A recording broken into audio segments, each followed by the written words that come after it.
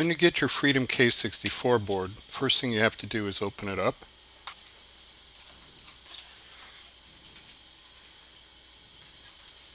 And inside you're going to find the Frdm K64 in an anti-static wrapping, such as this.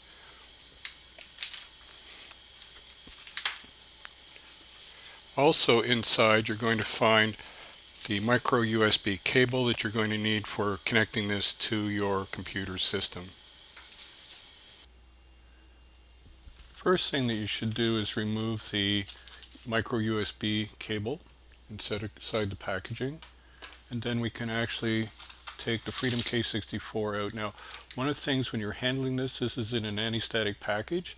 Make sure that you're not wearing a very woolly sweater or anything that's going to cause static discharge.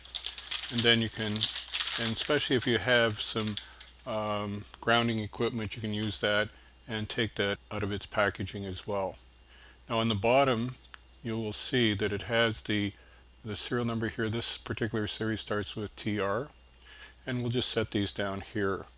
Now as we're doing this, what we need to do is have our embed screen up here. As we can see, we have to go to hardware, and we can go to boards, and the fastest way to find our board is to go to Pelion device ready, slide down to the bottom, and go to our Frdm K64. Now if we slide down on this screen, down to this screen, we'll find the debug interface firmware update, and we do the step-by-step and click on it, and it tells us step-by-step how to actually make this work. So let's see how we do that with our board here, how we have to connect it, and see where we go from here.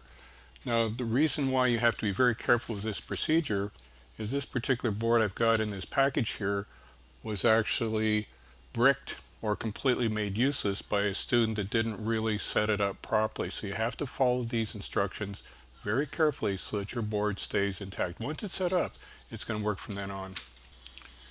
Now the next step is to take this cable and take this end here, Ethernet connector showing this way, push it into the connector that's to this side of it, and it only goes in one way. Once it's in, you're going to then later, but not now, connect this into your USB port in your computer. Now what it says here, while holding down the board's reset button, the reset button is right here.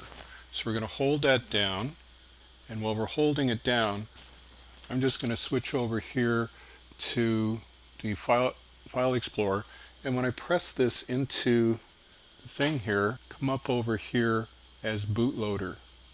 And what I need to do at this point is actually download that binary file into the bootloader here to finish this installation.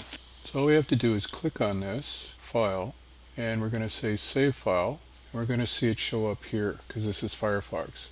We're just going to click on it, right mouse click, and say Open Containing Folder.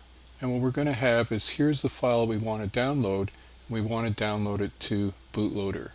Now when we grab this file and slide it down to bootloader and release, you're going to see that it's going to be downloading, and it's now complete, and the LED is flashing.